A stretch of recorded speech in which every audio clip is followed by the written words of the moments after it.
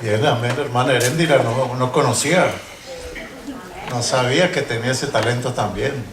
Pero bueno, gracias al Señor, y qué lindo el llamado que nos hace de venir a Jesús. Realmente, hermanos, yo creo que la mayoría de nuestros problemas radican ahí. De pronto tenemos la vista puesta en lo que no y en quien no.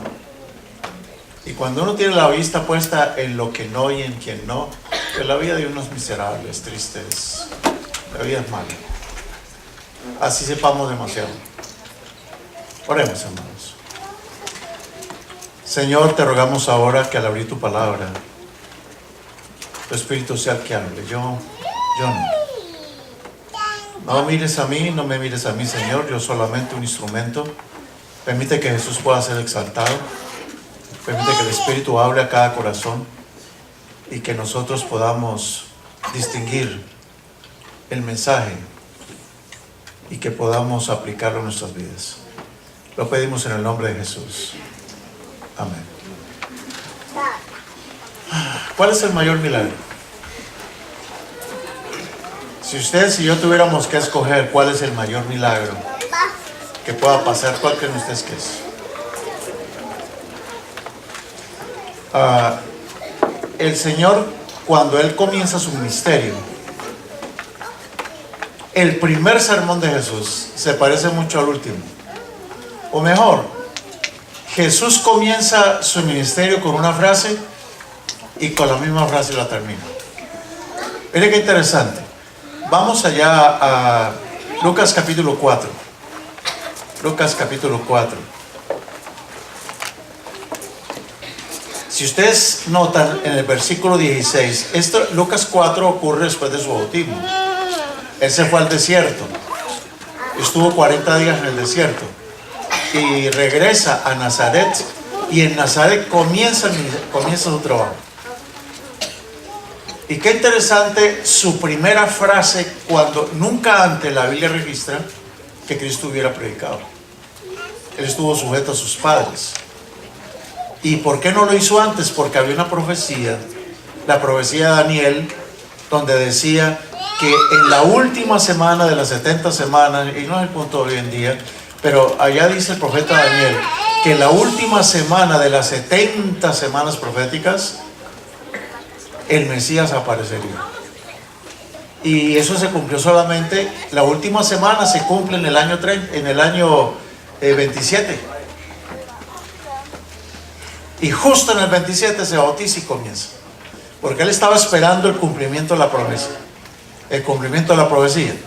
Él comienza a predicar cuando se cumplen las 69 semanas proféticas de Daniel 9. Pero ese no es el punto hoy.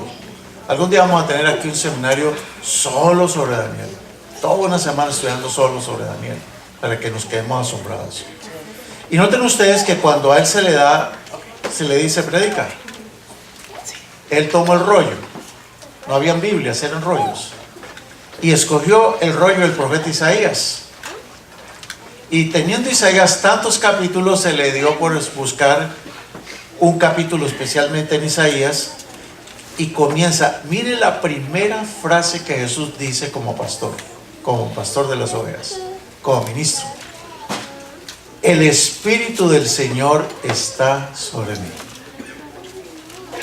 Esa fue su primera frase, ¿sí? El Espíritu del Señor está ¿qué? Está sobre mí. Necesito un auxiliar aquí. Ahora sí, ahí está. El Espíritu del Señor está sobre mí. ¿Por cuanto qué? Por cuanto me ha ungido. Si me lo revisan, por favor. Secretario Rayo Veloz. No me está funcionando este aparatito. Alguien que venga y me lleve, me lo revise, por favor. Eso, por favor. Me lo revisen. ¿No será que no lo he aprendido? Mira, a ver, hermano. Entonces, por cuanto que me ha ungido. ¿Y qué dice el versículo? ¿Para qué? ¿Para dar qué? Si ustedes ven, para dar buenas nuevas a los pobres. Número 1. Ok, ya está funcionando. Entonces, hermano, póngale la primera. Hermano Antonio, pásame la primera lámina mientras viene usted va dando el tema. Ahí está. No está. Bueno, Entonces dice claro el Señor. Miren ustedes por qué Él dice, no, vamos a hacerle con el dedo, hermano, allá, con dedo automático.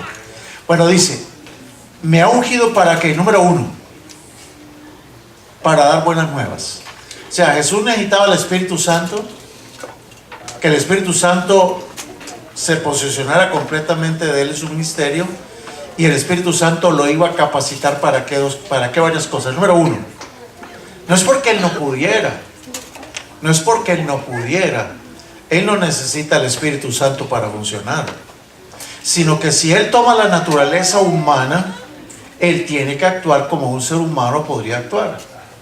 Y ninguno de nosotros está en capacidad para hacer lo que Jesús hizo, o para predicar. Por ejemplo, el caso mío, yo no estaría en capacidad para predicar si el Espíritu Santo no me motivara y no me hiciera hablar, porque el mensaje no es de uno realmente, es de arriba, y el entenderlo viene de arriba también. Él es el único que nos puede dar el entendimiento. Entonces dice, el Espíritu está sobre mí porque me ha ungido, número uno, para dar buenas nuevas a los pobres. Número dos, ¿para qué más? Para sanar a los quebrantados de corazón. Número tres, veamos la siguiente, para pregonar libertad a los cautivos. Número cuatro, ¿para qué más? Para dar vista a los ciegos. Número cinco, para poner en libertad a los oprimidos. Y número seis, para predicar el año agradable del Señor. ¿Estamos notando? Jesús necesita darnos una demostración, por eso Él es nuestro ejemplo. Él, para ser nuestro ejemplo, Él permite, Él dice, ok, yo lo puedo hacer, pero a partir de ese momento tomo la decisión, no lo va a hacer yo. Voy a permitirle a mi otro compañero en la divinidad, que es el Espíritu Santo, que Él lo haga a través de mí. O sea, Él mismo se pone como instrumento del Espíritu Santo. ¿Me están siguiendo? ¿Me hago entender?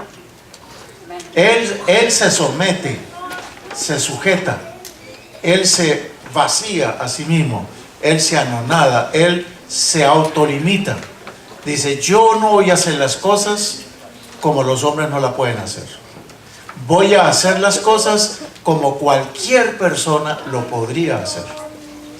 Entonces, primero que todo, se bautiza, el Espíritu Santo desciende sobre Él, no porque Él necesita bautizarse, no porque Él necesita el Espíritu Santo, porque Él es Dios también.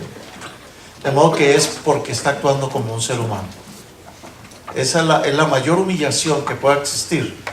La mayor humillación es que alguien teniendo tanto poder se autolimite por causa de los demás. Se ponga dentro de un cuerpo de ser humano solamente para poder entendernos a nosotros los seres humanos. Ahora, vámonos ahí, todavía no vamos a poner más láminas, pero vámonos a Hechos, el capítulo 1. Vámonos a Hechos 1. Si ustedes miran Hechos, el capítulo 1, las últimas palabras de Jesús en la tierra. ¿Cuáles fueron las últimas que ya después de ahí no dijo más nada? Hechos 1, el versículo 7. Está en el monte de los olivos y está a punto de ascender a los cielos, y los discípulos le preguntaron, Señor, ¿restaurarás el reino de Israel en este tiempo? Ahora noten la respuesta y las últimas palabras de Cristo. Después de que dijo esto, se fue. ¿Qué dijo? No os toca a vosotros saber los tiempos o las sazones que el Padre puso en su sola potestad. Momento subrayar. Pero recibiréis poder cuando haya venido sobre vosotros el Espíritu Santo. Y me seréis testigos aquí, en Jerusalén, en Samaria, hasta lo último de la tierra. A ver, si no tengo que comenzar el tema, tengo que irme más rápido hoy. Tengo una reunión administrativa en la otra iglesia. Entonces, a ver si podemos, o lo dejamos para la próxima semana. Si contestamos mal, lo dejamos para la próxima semana. Aquí va. ¿Con qué palabras comienza Jesús su ministerio? ¿Con qué palabras? el Espíritu de Dios está sobre mí. ¿Y con qué palabras termina su ministerio? El Espíritu Santo tiene que estar sobre ustedes. Así como si el Espíritu está en mí y yo puedo hacer todos esos milagros, ustedes van a necesitar que el Espíritu esté en ustedes para que ustedes puedan hacer todos esos milagros, todo lo que yo he hecho. ¿Está claro ahora sí o no? Entonces podemos seguir el tema. Entonces quedó claro, ¿no? Realmente, hermanos, el éxito en la vida de uno no está en las capacidades que uno tenga, ni en lo que uno sepa, ni en los títulos que tenga, sino en permitirle al Espíritu Santo que lo use a uno. Y eso va parejo para todos. Para todos. Todos nosotros aquí tenemos que preguntar un día en la vida: ¿me estoy dejando usar por el Espíritu Santo? ¿Estoy haciendo lo que el Espíritu quiere? ¿Me dejo usar por el Espíritu? ¿Estoy enfocado en lo principal o nos estamos yendo por las orillas? A veces nosotros llevamos una vida de puras orillas y no estamos enfocados en lo principal. Y en la iglesia nos puede pasar lo mismo. En la iglesia estamos muy ocupados de las orillas, pero estamos perdiendo el centro de la iglesia, la misión de la iglesia. Y cuando nosotros nos desviamos de la misión, pues comenzamos con discusiones teológicas, comenzamos con problemas y miles de problemas y cuestionamientos, con disensiones y miles de cosas, porque hemos perdido ¿qué? El foco. Cuando Cristo venga a las nubes de los cielos, ¿en qué va a girar el juicio? Pondrá a los unos a la derecha y los otros a la izquierda. ¿Y cuál va a ser la pregunta de él? Venid bendito de mi Padre y heredad el reino preparado para vosotros. ¿Por qué razón? Porque tuve hambre y me diste de comer. Tuve sed y me diste de beber. Estuve desnudo y me cubristeis. Enfermo y me visitasteis. En la cárcel y vinisteis a mí. Y la gente le va a preguntar: Señor, ¿cuándo te vimos así? ¿Y cuál va a ser la pregunta? ¿Jesús está hablando de hacerle favores a los demás? ¿O está hablando de tener una religión que está centrada no en mí, sino en cómo conducir las almas a Jesús?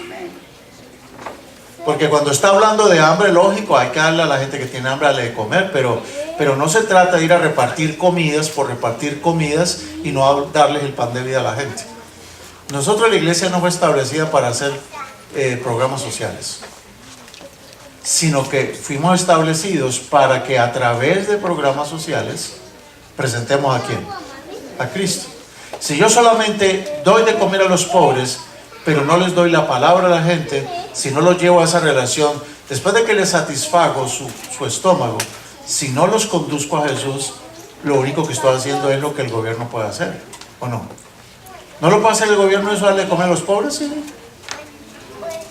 Entonces, nosotros no predicamos el evangelismo socialismo. Nosotros predicamos es a Cristo. Y Cristo debe ser el centro de todo lo que nosotros hacemos. Si en la iglesia hacemos un programa, ¿cuál es el objetivo del programa que hacemos en la iglesia? Llevar a la gente a Jesús. Pero si hacemos programas solo entre nosotros y no tenemos visitas, no tenemos gente, ¿de qué? Yo voy a decir algo que va a sonar súper pesado, porque resulta que yo soy parte de este movimiento también. Y yo sé lo que les estoy diciendo. Porque yo he hecho programas solo para los hermanos. Pero ese no es el objetivo. Ahora, si hacemos programas para los hermanos para capacitarlos, es una cosa. Pero si yo hago programas para entretener a los hermanos, eso es otra cosa ya. ¿Sí me hago entender lo que quiero decir, hermanos? Entonces, si hacemos programas, los programas deben ser enfocados a llevar a la gente ¿a quién? A Jesús. Pero si no estamos haciendo programas para llevar a la gente a Jesús, nos estamos simplemente autoapacentando. Solo autoapacentándonos y engordándonos para el día de la matanza. Yo sé que es pesado lo que estoy diciendo, pero hermanos, tenemos que como que reaccionar, ¿o no? A ver, surge entonces la pregunta: ¿cuál creen ustedes que fue el mayor milagro de Jesús? ¿Cuál fue el mayor? Vamos a hacer aquí un concurso y ustedes van a definir cuál fue el mayor milagro. A ver, ¿qué tal? ¿Devolverle la vista a un ciego? ¿Ese fue el mayor milagro? Sí, le devolvió la vista, Bartimeo volvió a mirar, pero se murió y se le pudrieron los ojos también. ¿O no? O sea, le hizo el milagro, estuvo viendo 20 años más y se murió y los ojos se le pudrieron. Podría ser ese el mayor milagro. A ver, ¿qué tal otra? Ahí va esta otra. ¿Qué tal esta? Se encuentra al paralítico cerca del pozo de Betesda. Y ahí está el hombre allí por 38 años, esperando que el ángel baje y le mueva las aguas. Y esperando que un hermano, por favor, venga, me saque, me lleve y me meta de primero, me tire. No importa, tíreme al agua así, aunque yo no pueda, sea paralítico. Imagínate tirar a un paralítico al agua cuando no sabe ni moverse. ¿Se va a ahogar o no? Y el hombre se pasó 38 años culpando a la iglesia. La iglesia es culpable, no de que yo esté paralítico. La iglesia es culpable de no meterme a la alberca, de no meterme a la piscina o no meterme al pozo, porque entre tanto que yo me arrastro como serpiente, otro ya me ha ganado. ¿Será ese el mayor milagro? Hacerlo caminar. 38 años. Saben que podemos estar 38 años en la iglesia y estar paralíticos, hermanos. Y con una amargura de estar culpando a los demás de mi parálisis espiritual. Eso es grave. Nadie es culpable de mi parálisis espiritual. Nadie es culpable de mi pecado. Yo soy contaminado por mi propio pecado. El pecado sale de uno mismo. Nadie le puede hacer pecar a uno. ¿O sí? ¿Será que uno puede hacer pecar a otra persona? Jesús dijo, nadie es tentado de otro afuera, sino que el pecado, la concupiscencia está dentro de la misma persona. Yo dentro de mí mismo tengo el mal. Ese es un problema serio. Entonces, este no califica. Vamos al siguiente milagro. ¿Qué tal este? Curar a un leproso.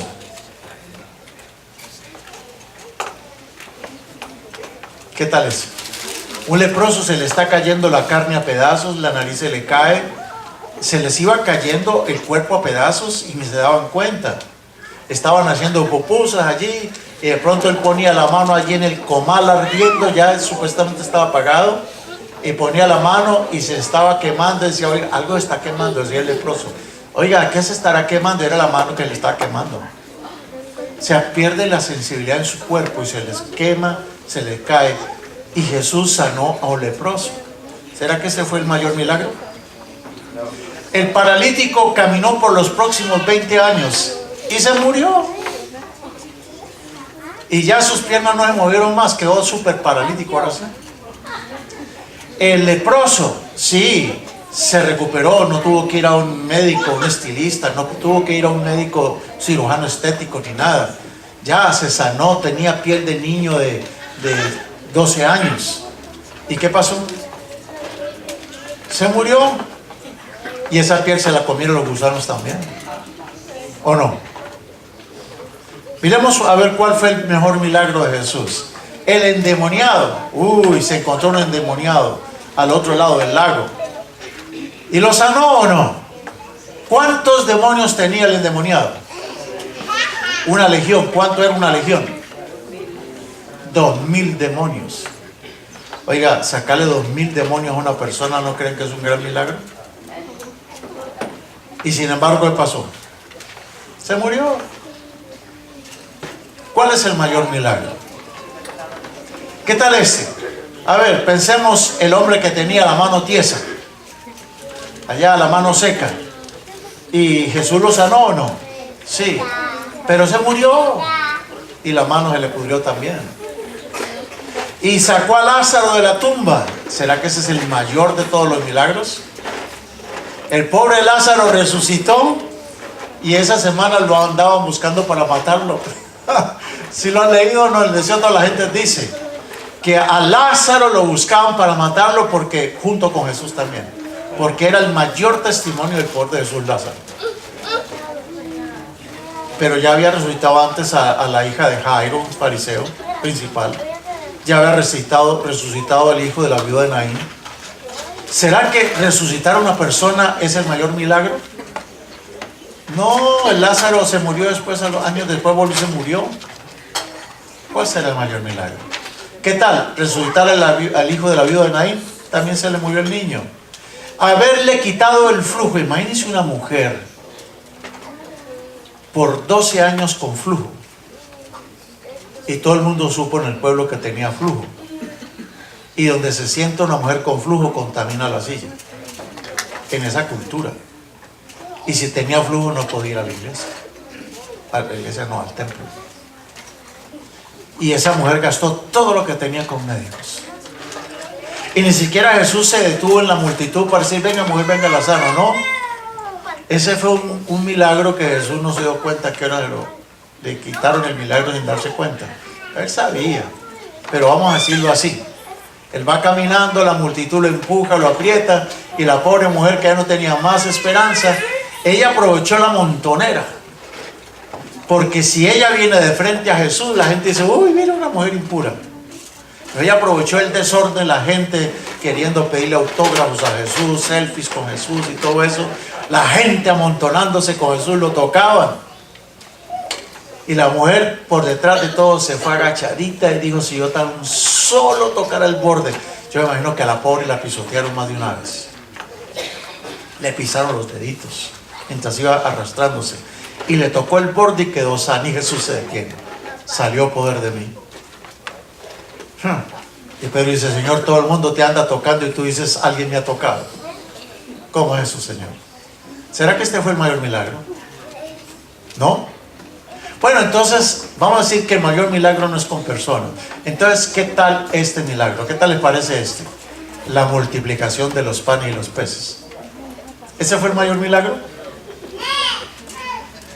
¿Será que el haber convertido el agua en vino fue el mayor milagro? ¿No? Están como incrédulos, hermanos. ¿Será que el mayor milagro de Jesús fue haber caminado sobre las aguas y hasta el Pedro caminó? ¿Será que ese es el mayor milagro? ¿Qué dicen? ¿O será que calmar las tormentas, calmar el viento, hasta el viento le hacía caso? ¿Será que haber calmado la tormenta fue el mayor milagro? ¿Qué dicen? ¿Sí o no? No. Ya no saben ni qué pensar los hermanos. Ya no sabemos ni qué pensar. ¿Cuál es el mayor milagro? ¿Será que haberle salvado el cuello a la pecadora cuando le iban a apedrear? Le digo, ni yo te condeno, vete y no peques más. ¿Será que ese fue el mayor milagro? ¿Cuál es el mayor milagro, hermanos? Bueno, hermanos, la madre de todos los pecados, o el papá de todos los pecados, ¿cuál fue? ¿De dónde viene el quedar tuertos, el quedar ciegos, el quedar paralíticos, el morirnos? ¿De dónde viene? ¿De dónde se originan todas estas enfermedades? Hubo un pecado que es el pecado, es el papá de todos los pecados. O sea, todo pecado viene de acá. De modo que cuando Cristo vino a la tierra, Él hizo muchos milagros, pero toda esa gente a la que Él hizo milagros, se murieron. O sea, le hizo milagros por 10 años. Y ¿sabe qué temo yo? Que muchos de nosotros aquí queremos un milagrito por 20 años. O sea, yo quiero que el Señor me quite mi diabetes para que yo pueda vivir bien estos años que me quedan. ¿Y de qué me sirve que me quite mi diabetes si no ocurre el otro milagro? ¿Me estoy haciendo entender para dónde vamos todos o no? A veces nosotros queremos milagros físicos, que me devuelva la vista. Pablo se la pasó mucho tiempo diciendo al Señor que le quitara un aguijón de su carne. Y el Señor, ¿qué le dijo? Bástate mi gracia. O sea, te vas a aguantar tu enfermedad, aguántatela. Y a veces tenemos que tener la enfermedad todo el tiempo, porque la enfermedad es la única que me dice, hey, hello, acuérdate que dependes de Dios. Porque si me quita mi problema, ni me acuerdo más de Dios. Entonces, ¿cuál es el mayor milagro? Si ustedes van a Génesis capítulo 3, versículo 7 al 10, aquí encontramos el Génesis, el comienzo de todos los males. ¿Qué dice el versículo 7? Entonces fueron abiertos los ojos de ambos y conocieron que estaban como desnudos. Ahí es el problema. ¿Tienen un problema de ojos ellos? ¿De vista? necesitaban un optometrista. Estaban desnudos, necesitaban entonces que ropa para, ese era el remedio, era ponerse ropa. ¿Será que la desnudez es un problema? ¿El problema es la desnudez? No. Entonces cosieron hojas de higuera. La primera modista internacional fue Eva. Ella se inventó todas las modas y le hizo al marido un vestido de higuera. Me imagino después de que se sentó en la piedra y se levantó, lo que le pasó al vestido en la parte de atrás, ¿no? Eran hojas. Y al secarse las hojas, ¿qué pasa? Terrible, ¿no? ¿Será que el problema de ellos fue la calidad de ropa que se hicieron? ¿Será que nuestro problema es la calidad de programas que tenemos en la iglesia? ¿Será que nuestro problema es la calidad de templos que tenemos? ¿Cuál es nuestro problema realmente? ¿Cuál es nuestro problema? Entonces aquí está el problema. Versículo 8. Y oyeron la voz de Jehová Dios que se paseaba en el huerto al aire del día, y el hombre y su mujer se escondieron de la presencia de Jehová entre los árboles del huerto. ¿Cuál es el verdadero problema? La raíz de todas las enfermedades y de todos los males. ¿Cuál fue la raíz de todo el mal? ¿Qué fue lo que ellos hicieron? Se escondieron. ¿De quién? Hermanos, la esencia del pecado es esa. Nos hemos separado de Dios. Nos hemos escondido de Dios. Y nos escondemos o detrás de palos o detrás de hojas de higuera. Y cuando uno se esconde detrás de un árbol, uno está buscando culpables. Todo lo malo que me pasa a mí, la culpa la tiene mi mujer. O la culpa la tiene mi marido. O la culpa la tiene el diablo. No, el diablo no tiene la culpa de lo que yo quiero hacer. ¿O será que sí? ¿El diablo me puede obligar a mí a pecar? No. Cada uno de nosotros se esconde de Dios y se esconde detrás de cualquier excusa. ¿Solo para qué? Para decir yo tengo la razón. Y es que el problema del pecado es que nos hemos separado de Dios. Cuando uno se separa de Dios, Jesús dijo: separados de mí nada podéis hacer. Separados de mí nada podéis hacer. ¿Ustedes saben el dicho aquel de que un burro hablando de orejas? Un día se encuentra un conejo con un burro y le dice: ¿qué orejas tan largas que tú tienes? Dice el burro: pues al menos yo las tengo paradas y a ti ya se te están cayendo. Hermanos, un burro hablando de orejas. Nosotros los seres humanos tenemos la tendencia de minimizar nuestros errores maximizando los errores de la otra persona. ¿O no? Porque ¿qué hizo Eva tan pronto? ¿Qué hizo Adán tan pronto? Él le dice: ¿comiste del árbol? ¿Qué dijo? La mujer que tú me diste. ¿Cuál es la solución a nuestros problemas? ¿Sabe que en Patriarcas y Profetas dice que Dios le pudo haber conseguido otra mujer a Adán? ¿O no? Dios pudo haber eliminado a Eva y haberle puesto otra Eva. Pero ¿ustedes creen que el problema de Adán era Eva? No. ¿Y Eva qué dijo? La serpiente me engañó. Entonces, Señor, ¿para qué creaste el diablo? ¿Y para qué lo mandaste a la tierra? ¿Por qué no lo arrojaste a Júpiter? ¿Por qué lo mandó a la tierra? Esa es una de las grandes controversias que hay. ¿Por qué? Pero es que Dios lo mandó a la tierra cuando estaba desordenada y vacía. Y de todas maneras, aunque hubiera estado ya con Adán y Eva, Dios le mandó ángeles a Adán y Eva explicándole el problema del demonio y explicándole: permanezcan juntos, pero la mujer agarró su propio camino. Y a Adán fue peor, porque Adán con conciencia comió. A Eva le engañó el diablo, pero el Adán con conciencia lo hizo. Entonces, ¿quién de los dos está peor? Los dos están peor. Porque es que el problema es nuestra separación de quién? De Dios. Mientras estemos separados de Dios, cualquiera tiene la culpa. ¿O no? Separados de Dios, nada podemos ¿qué? Hacer. Pero miren qué interesante, pregunta del millón. Me van a recordar, yo creo, por eso de pregunta del millón. Y algunos andan diciendo, como el pastor Quintana dice, pregunta el millón. Pregunta el millón, hermanos. ¿Quién tomó la iniciativa de la reconciliación? ¿Quién? ¿Quién busca a quién? Es Dios. O sea, yo no busco a Dios. Si hubiera sido por mí, yo a esta iglesia no hubiera venido. En el ser humano no hay capacidad para buscar a Dios. A partir del pecado, el hombre perdió su capacidad de escoger el bien. Y solamente escogemos ¿qué? El mal. Y todo lo que hacemos es mal. Separados de Dios, nada podemos hacer. Pero miren a Dios qué maravilloso es. Y aquí vamos a ver por qué es el mayor milagro. El mayor milagro no consiste en devolverle los ojos físicos a una persona. El mayor milagro no es que me cure el Señor el cáncer. El mayor milagro no es que me cure mi problema de hipertensión.